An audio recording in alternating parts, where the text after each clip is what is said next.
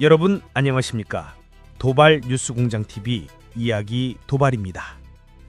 오늘의 시선은 101호 부동산 대책 그 이후로 향합니다.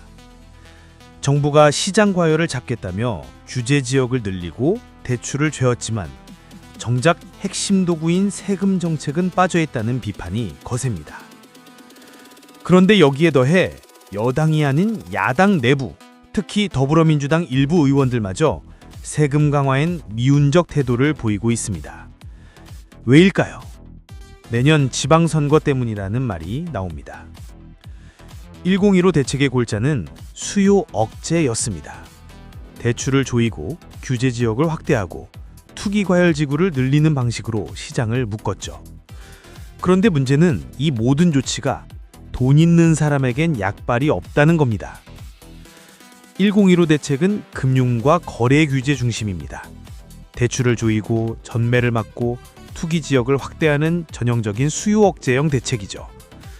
공급을 늘리는 식으로 시장 경제적 논리에 따라 집값을 잡겠다는 정부의 정책에 대비해서도 좀 어색해 보입니다.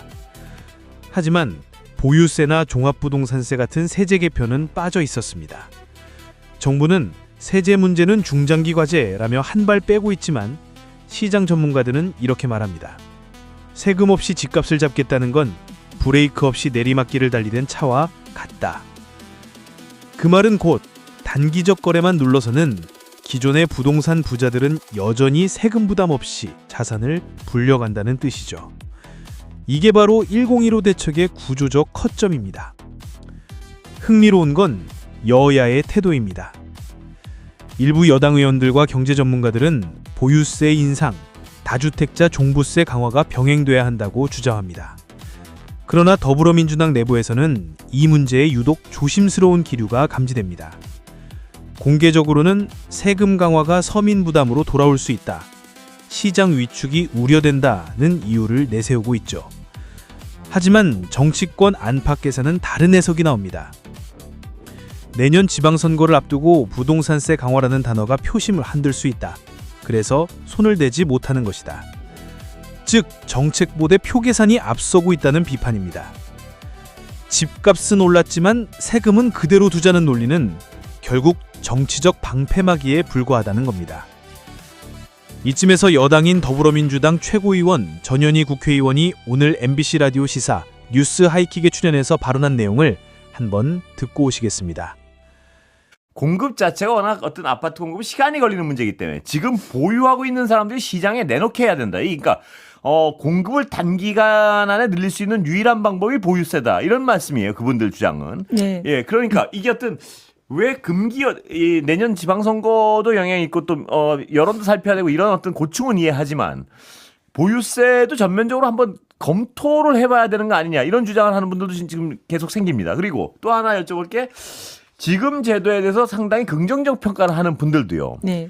60, 70점밖에 못 주겠다 이런 말씀을 많이 하세요. 왜냐하면 야당처럼 아무것도 하지 말자 이 얘기는 그분들도 용납을 안 하면서도 6, 70점밖에 못 주겠다는 말씀을 하는 이유가 후속적으로 네.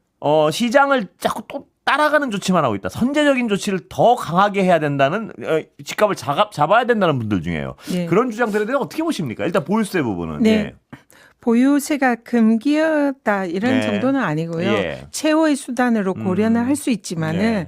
지금 집값을 잡기 위해서 보유세로 세금으로 조정하는 예. 정책은 그것은 그동안의 네. 역사적인 경험을 볼 때 오히려 부동산 이 경기에 악영향을 예. 미칠 우려도 있고 예. 또 실제로 이런 이제 세금을 추징당하는 그런 시민들의 입장에서는 부담으로 작용할 우려가 있다. 예. 그래서 이 부분은 좀 더 신중해야 된다 예. 이런 입장이고요. 실제로 종부세 같은 경우에도 강남을 대상으로 종부세를 부과를 했더니 예. 오히려 그 외곽 지역의 시민들이 예. 종부세 부담이 커서 납부를 못하고 있는 이런 경우도 지금 기사에 많이 예. 나오고 있거든요. 예. 그래서 부담을 줘서 세금으로서 조정하는 것보다 정부가 할 수 있는 모든 행정적인 수단을 동원해서 시장에 충분한 공급을 네. 하는 것이 이런 부동산을 잡을 수 있는 가장 효과적인 방법이다. 예. 그리고 시간이 걸린다는 그런 점을 예. 고려를 할 때에 시장에 앞으로 이런 청사진 예. 구체적이고 뭐 아주 이제 막연한 이런 공급 많이 할 거야 이런 것이 아니라 네. 타임 스케줄을 네. 구체적으로 제시를 하면서 시장에 이렇게 공급이 충분히 될 테니까 그런 아파트에 대해서 지금 이제 구입을 네. 할 수 있는 기회가 충분히 있다는 그런 사인을 주고 심리적인 안정을 주는 것이 중요하다 예. 이렇게 봅니다. 더 큰 문제는 여당 일부의 이런 태도가 결과적으로는 부동산 불평등을 고착화시킨다는 점입니다. 보유세는 본질적으로 부자감세의 반대편에 있는 조세 정의의 상징입니다. 그런데 이를 손대지 않는다면 결국 이익은 이미 부동산을 많이 가진 계층에게 집중되고 서민과 무주택자들은 세금은 없지만 집도 없는 사회에 남게 됩니다. 이것이 바로 지금의 모순입니다. 규제는 겉보기엔 강하다. 그러나 세금을 빼면 그 규제는 이빨 빠진 호랑이에 불과하다. 더불어민주당이 부작용이란 이유로 미온적인 자세를 취하는 건 결국 서민보다 표를, 정책보다 여론의 눈치를 보는 정치 행위의 다름 아닙니다. 정치의 계산법은 결국 시장의 혼란으로 돌아온다라는 게 저의 생각입니다. 지금 부동산 시장은 신뢰를 원합니다. 정책이 바뀔 때마다 이번엔 진짜일까 하는 의심이 커지고 있죠. 그런데 여당과 야당 모두 정책의 시계추를 여론에 맞춰 흔들기만 한다면 시장은 점점 더 불안해질 수밖에 없습니다. 정책은 일관성이 생명인데 여의도의 계산기에는 일관성이 없다. 국민들은 알고 있습니다. 누가 시장의 원리를 이해하고 있는지, 누가 선거용 메시지로 부동산을 이용하고 있는지를요. 부동산은 단순한 자산이 아니라 삶의 기반입니다. 따라서 정책은 단기적 인기보다 장기적 신뢰를 목표로 해야 합니다. 1015 대책이 진짜 시장을 안정시키려면 대출 규제보다 먼저 세제 정의를 바로 세워야 합니다. 세금을 두려워하는 정치는 결국 시장을 두려워하게 된다. 이제 정치권은 선거의 표심보다 국민의 체감 현실을 먼저 봐야 할 때입니다. 도발뉴스 공장은 계속해서 이 문제를 감시하고 그 이면의 정치적 계산법을 해부하겠습니다. 지금까지 도발뉴스 공장의 이야기 도발이었습니다. 감사합니다.